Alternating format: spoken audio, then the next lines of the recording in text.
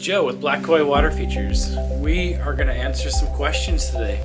These are our top questions for building a pond.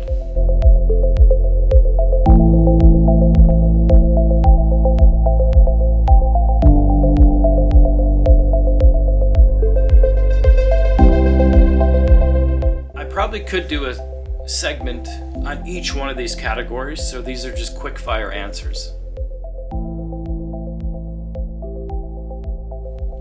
Everybody wants a water feature, they just don't know it yet. Maybe you love plants, maybe you like fish, maybe you just want a beautiful waterfall and you don't want a pond and you don't know the difference.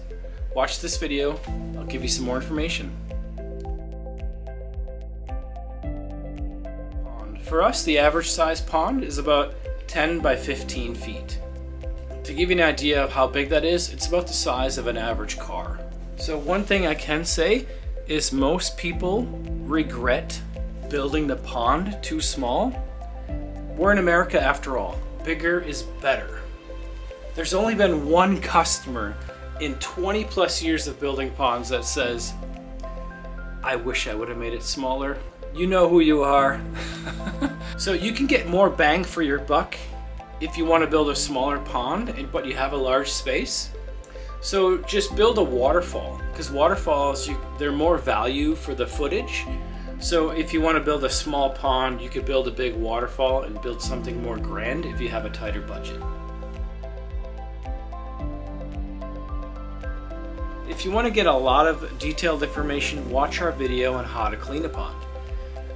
But basically, depending on your filtration system, you may need to clean the pond one time every year. So the best time to do that is going to be early spring. So basically what you do is you remove all that water, put it in a holding tank, clean all the muck, debris, remove all that, keep the fish safe in the tank, put that water back into the pond. That water is living, it's got life. If you put that back in, then the ecosystem will not be affected. So for us, the typical project is between $20,000 and $25,000 if you were to average that. And that really depends on filtration, upgrades, or landscaping upgrades.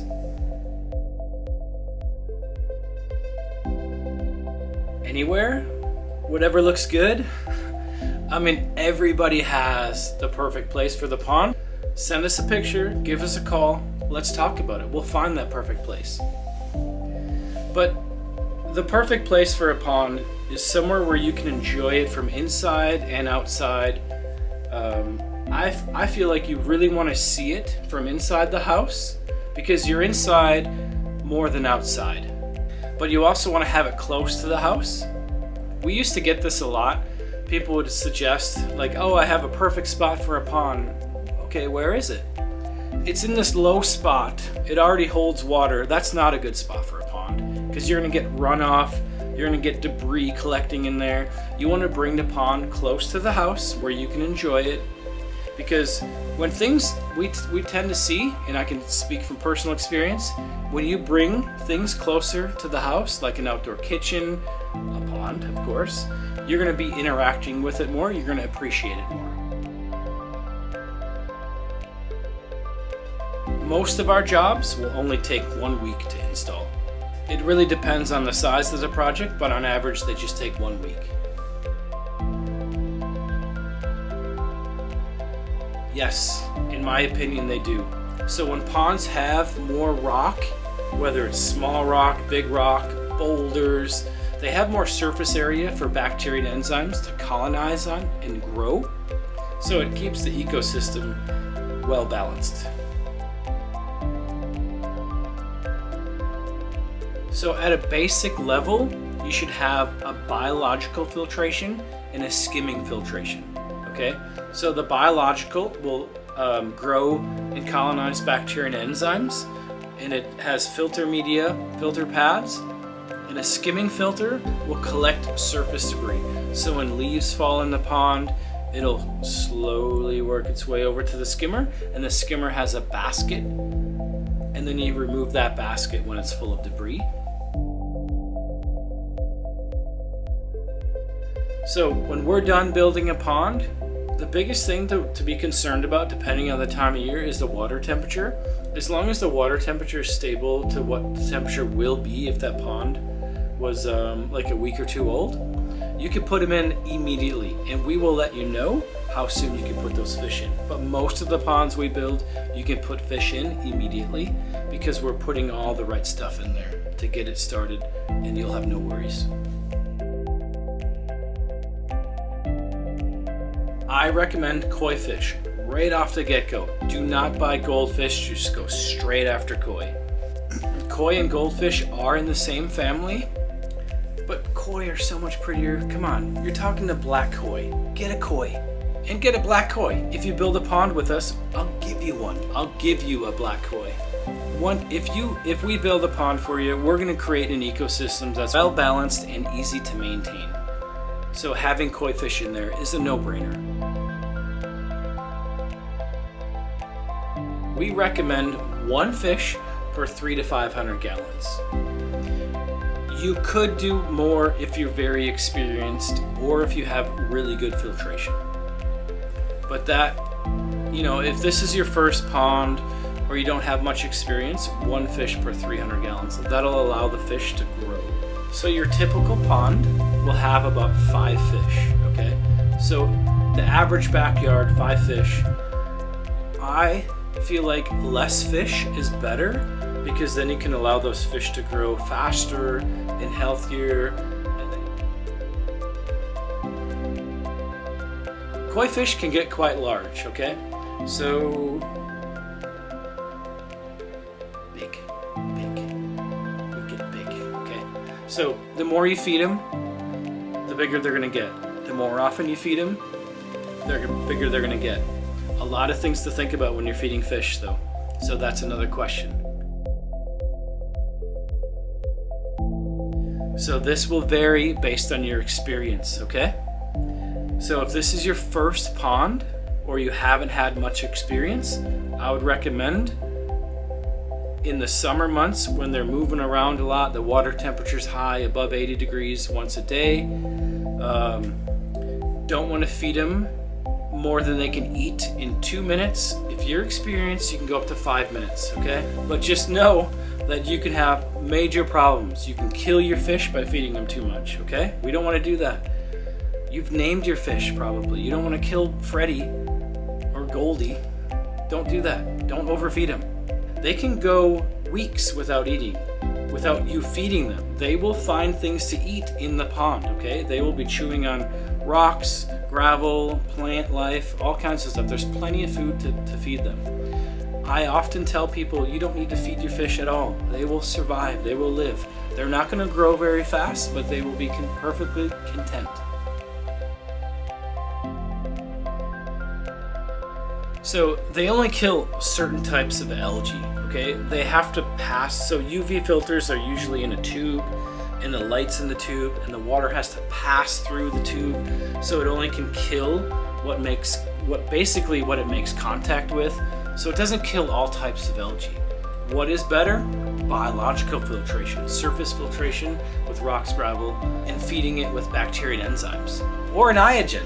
An iogen is a simple system. You just plug in, sit back, relax, and not have algae problems. They're great. They're easy. You plug them in, sit back, relax, nothing, no worries. What's nice about an iogen is all you do is you plug it in when you see a problem and you unplug it or turn it off when you don't. You could leave them running all the time, but we find you get better results when you plug them in, let it run for a little bit. When the algae goes away, then you just unplug it. I think the best thing is to create the landscaping that's going to kind of enclose the pond. It just makes it look more natural, having trees and bushes, building the pond in a way that protects the fish with rock ledges, straight vertical shelves. If you're worried about fish getting eaten by a blue heron, maybe your neighbor had some problems, I would recommend building the pond 3 foot deep. That usually takes care of any issues. You could put fishing line over top if it becomes a problem. Most of the heron attacks are during the day, and having a dog outside to protect and watch the pond is pretty easy. That works well. We recommend keeping your pond running 24/7 all year around. It may ice over when it gets really cold, but it's important to keep the pond running all year, especially if you have fish. You want to keep a hole open so the gases can exchange, and a pump is going to allow that. The other important thing in the winter time, and this may be more in the fall, is you want to stop feeding your fish once the water temperature hits 50 degrees. Another fun thing about having the pump running in the winter time is I find that the ponds are most clear in the winter time. Just because the water's so cold, it keeps the pond crystal clear all winter, and they're very nice to leave running in the winter time. Don't get worried if the pond ices over. It's only going to happen a few times a year, if that. If you have ice in the pond, do not crack a hole open. You can give the koi fish a concussion.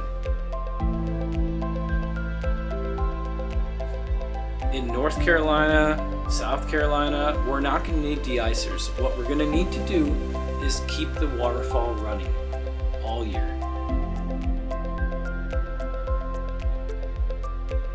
Most of the ponds that we build are 2 feet deep. If you really, really love fish and you're concerned because your neighbor has a pond and he lost all of his fish to blue herons, maybe he didn't do the things I mentioned, but you can go 3 foot deep. If you go 3 foot deep, your fish will be fine, no worries. So a pond, if you want a pond, you want fish. If you don't want fish, get a pondless waterfall. Reroute and get a pondless waterfall.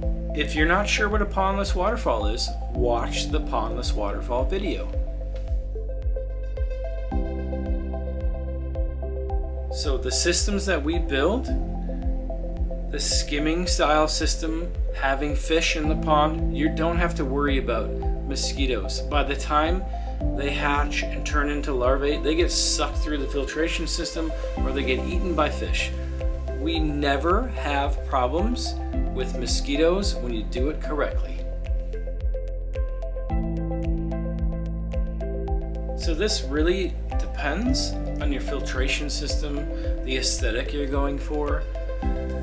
If you have a pond and a lot of sun, it's going to help to have more aquatic life in the pond. So the more water plants you have on the water, the more it's going to block out the sunlight and keep the water clear and clean and free of algae. If you have a pond and a lot of shade, a lot of water plants won't like that environment, so they're not going to grow, but they also aren't as required as much. So you can have a pond in full shade and have little to no water plants, and the water will be just as clear as that pond in full sun with a lot of water plants. So some of the most popular water plants that we put in are water lilies. So water lilies will bloom and rebloom throughout the summer. Very beautiful. They have the lily pad where the frogs sit on. Very nice. A must for every pond. Then there's the floating plants. So the floaters are annuals in North Carolina. So they're going to be the water lettuce or the water hyacinth. Then some of the other popular plants are going to be the cardinal flower, sweet flag, creeping jenny, horsetail reed, and water iris. Another one of my favorites is the water lotus. Water plants are great because all they need is water, and you have a pond, put some plants in there. You sit back, relax, and enjoy. The biggest headache with water plants, and it's not a big headache, you have to thin them out because they continue to grow. So you just have to remove it and thin them out every once in a while. But if you let it go too long, it can be a big mess. So we offer annual service to come once a year and remove those plants.